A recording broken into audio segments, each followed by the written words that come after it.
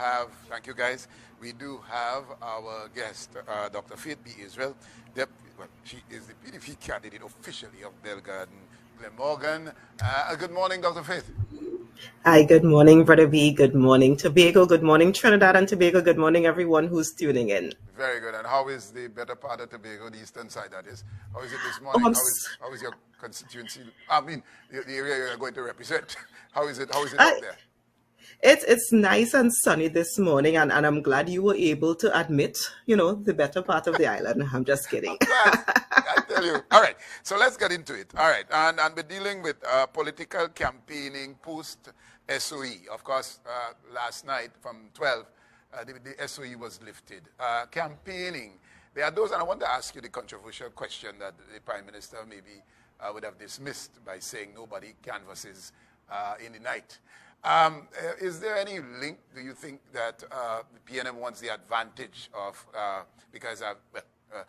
to make some kind of inroads in their campaigning, hence the early withdrawal of the SOE?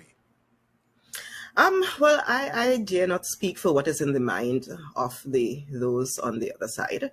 I think, though, that the SOE has not necessarily been successful at stopping or improving the COVID-19 pandemic. So I think they're using this as an excuse for a failed policy. I don't believe, though, that it will give the PNM any additional advantage to go out to campaign. I think it allows everyone to not have to rush home before 10 p.m., but I don't know that it gives any political party an advantage. And I particularly hope that no one really is going to people's homes at 10 p.m. I think I can agree with the Prime Minister with that one.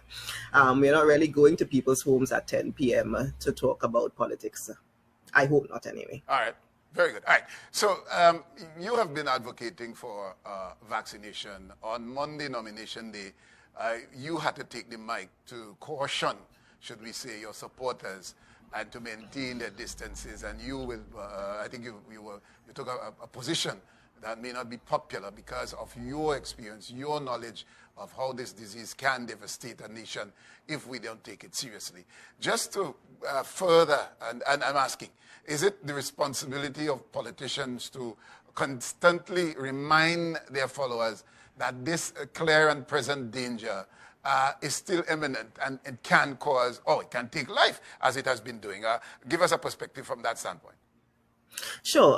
So yes, it is each of our responsibilities, but as leaders, we are also responsible for ensuring that those who follow us down a path or up a path that does not lead to their destruction. And as a public health professional, as someone who has been speaking very loudly about preventing COVID-19, I took it on as my personal responsibility to ensure that our supporters are alive and well to vote on election day. All of this stuff that happens before election is just window dressing. But the real day, the real time that you need to be present is on election day to vote, and after that to hold us accountable. So I want to make sure all of our Tobagonians, PDP, PNM, other supporters are alive and well. But I also thought I needed to bring some sanity to the situation on Monday, because I understood what was happening. I understood that, for example, those on our side kind of felt like they were being taken advantage of because they had seen, before the cameras came on, where the other party, in essence, had a juve going down the road and no one told them to stop. You know what I mean? So that is kind of what was riling them up. So I had to jump in to say, okay, forget what you saw, forget what you think is happening. This is more important. Your health and your safety is more important. And we need to do the right thing, even if the right thing is not done to us. We need to do the right thing. All right, let's go forward. And looking at the strategy used by the PDP, of which you are deputy political leader, and I must say that it's non-traditional politicking by your dress code and a number of different styles or approaches that really seems to be capturing the attention of the world. Your outfit, your piece of cloth, like I like to refer to, on Monday, and I spoke to 𝐿 Augustine about it, and so on. But let's go forward into the real issues. Of course, you've gotten the attention of the world. We are looking on. They want to know, hey, who are these people? And they're looking different. Their approach is different. But let's get down to the issues, Dr. Faith. Would you want to share that you are dealing with the issues, or the PDP is addressing the issues, particularly the whole matter of the self-governance issue? Certainly, and yes, what we are showing is that the Progressive Democratic Patriots is a team. We function as a team. I actually did an interview yesterday where somebody asked me about the 15 camps, and I had to let them know in the PDP we don't have 15 camps. We have one camp that is, running the entire campaign, and we do this as a team. So it's not me doing one thing and then 𝐿 doing something else and Natasha doing something else on her corner. No. We are doing this as a team, and that says something about how we think about Tobago, how we think about ourselves, how we think about how we will govern Tobago, because we will be going into the Tobago House of Assembly understanding that this is an island that all our we have to live on, all we have to there, and we have to be able to be comfortable on this island. So yes, we are doing things differently, but that has been the PDP's mantra, and quite frankly, different but good is what Tobago wants, is what Tobago needs, because we have to remember that we have been, having a kind of governance structure that has been managing Tobago for the last 21 years, and we have proven that it has failed. So the only way for us to move out of this is to do things differently. And yes, that is exactly what the PDP is doing. We are doing it with our campaigning, but we also been doing it with our representation. If you have looked back since 2017, when we first entered into the Tobago House of Assembly, even though we have had no resources or very minimal resources, we have been making sure that we represent everybody. I am telling you that there is no one in our districts who would say they came to us and we didn't help them because we think they are from a political party or anything like that. As a matter of fact, we have been very, very clear that after election, you represent every single soul that you have been elected to represent. All that right, is why we are different. Right, and so I'm still asking, and I really want to get a response from you. 𝐻𝐻 said that this election doesn't make sense. It's a waste of time. We forgot the main objective here, which was the self-governance matter. I'm phrasing the question differently. On your political platform going forward, the people needs to hear what how are you going to treat with this matter should the PDP take office from December 6th. How and what should be the approach going forward, treating with this issue that is hanging over our head, the matter of self-governance? Yes, so, sadly, the PNM has proven that the whole issue with Tobago self-governance was just a political football for them again when they raised it this year again, because they have proven that they simply do not care. They brought bills that were very different from the bills that we sent to Trinidad when we pushed back, identifying that we could read and we have sense. So no, you slip in a word, we know what that word means. You've now changed the entire meaning of the sentence, and we are not going to accept that. They started showing that they do not care about what Tobagonians want. The Progressive Democratic Patriots had to think about this again a little differently. One, we could have just continued fighting for autonomy, but the people on the ground, those who elected us, were telling us, hey, we want to go back to the polls.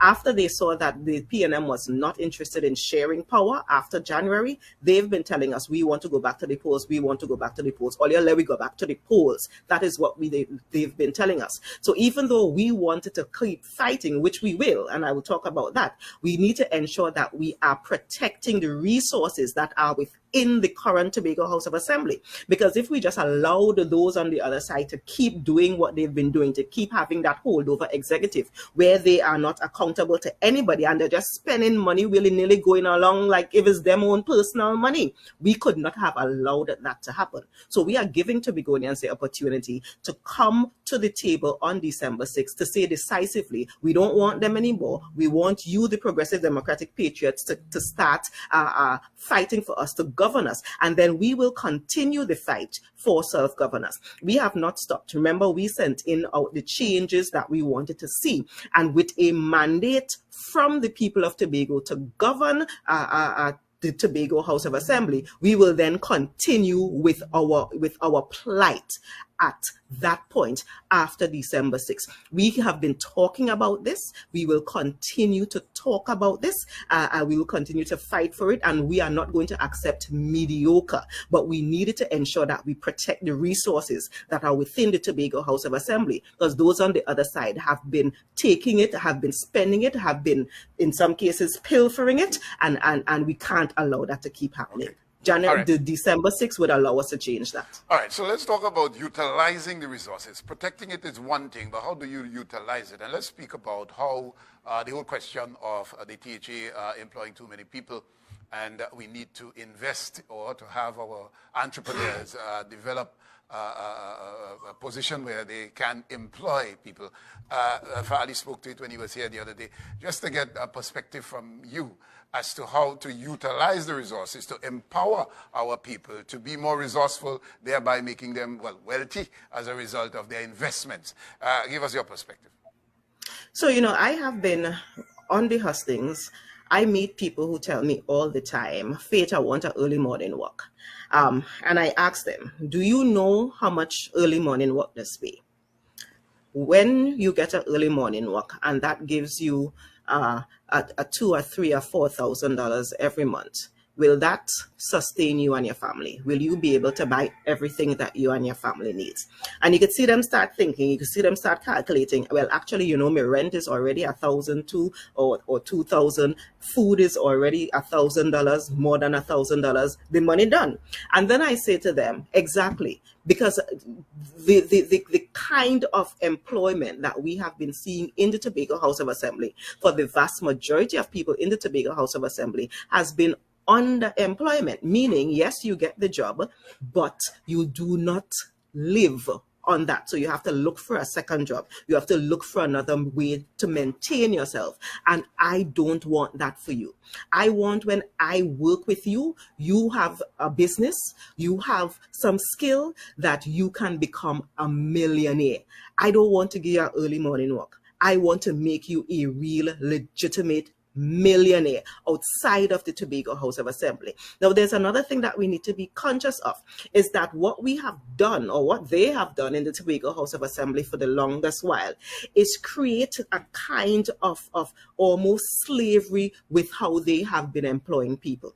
I'm not talking about the public servants who are duly appointed within the public service, but, you know, because they are a small percentage. The vast majority of workers in the Tobago House of Assembly are on contract.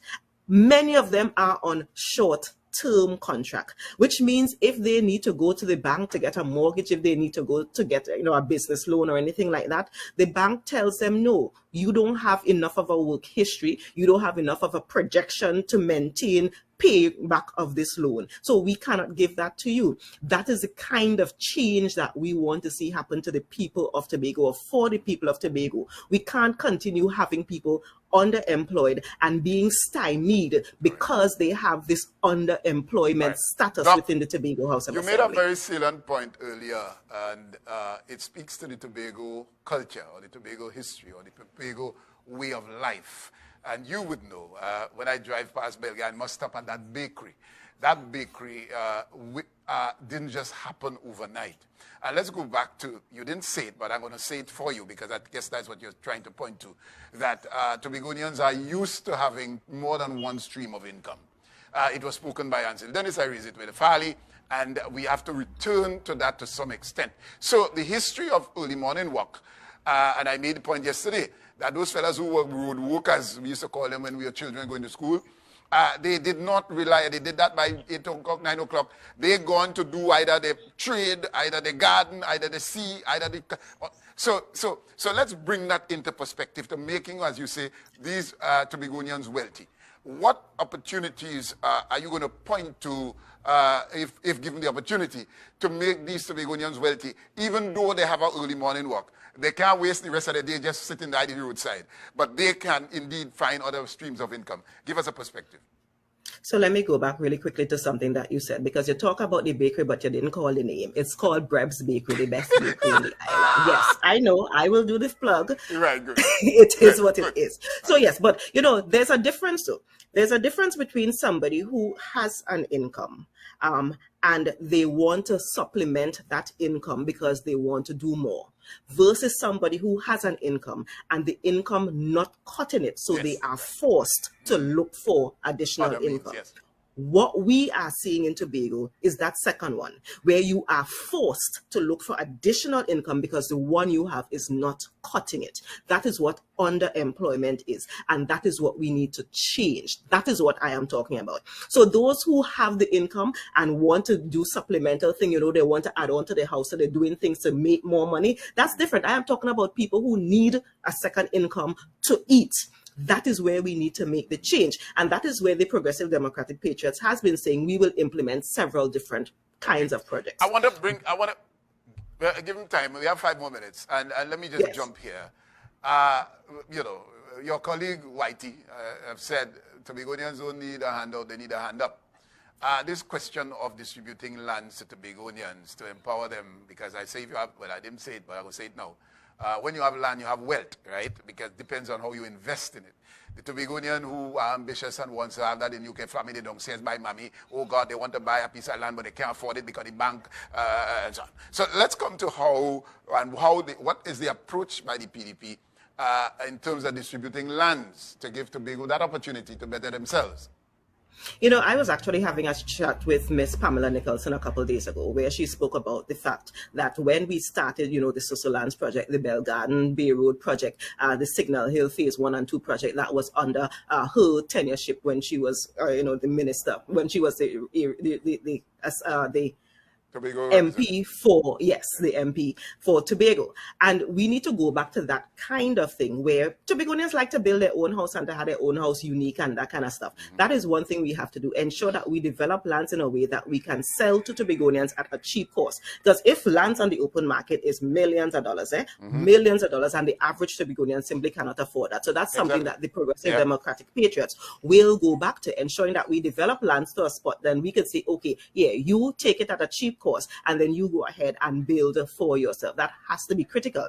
It's also important, though, that when we are doing land distribution for agriculture, that is also done in a way that allows the person who is doing farming to then, for example, use the land as collateral to then go to, you know, the ADB or any other kind of development bank, so that they can get the kind of equipment and stuff that they need to use to ensure that their farming is sustainable. So we have to look at all of those things, and all of those things are part of the Progressive Democratic Patriots, our mandate, because that is what the people on the ground have been telling us that they want us to do.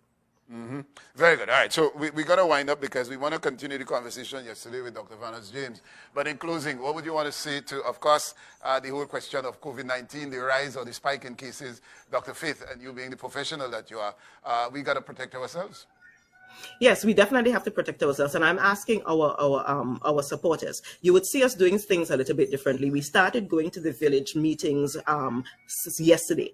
What we are going to do, and we are asking you to please work with us, we are going to continue going to the different villages, but we really don't want the large volume of people following us, because again, that proves to be unsafe. So what we want you to do, we are streaming all of our village meetings on our Facebook and on Tobago Channel 5 in the evening. You can stay home, you can look at it, you do not have to follow us. You already know that we are the better candidate. You already know that the PDP is the party you're going to vote for. Then you don't need to follow us. Be safe, be safe, be safe, be safe, and come out on December 6th and vote resoundingly for the Progressive Democratic Patriots. All right, we want to thank you for being with us this morning. All the best to you, and of course, continue to advocate for our safety. Thank you, ma'am. All right. Thank you. Pleasure. All right, so at this point in time, we go for a break. When we come back, we continue. Hey, by the way, our Facebook supporters, good morning to you. Didn't get a chance to touch with you, given the speed of the program or the pace that we are dealing with this morning. All right, so we go for the break. When we come back, Dr. 𝙍𝙗𝙨.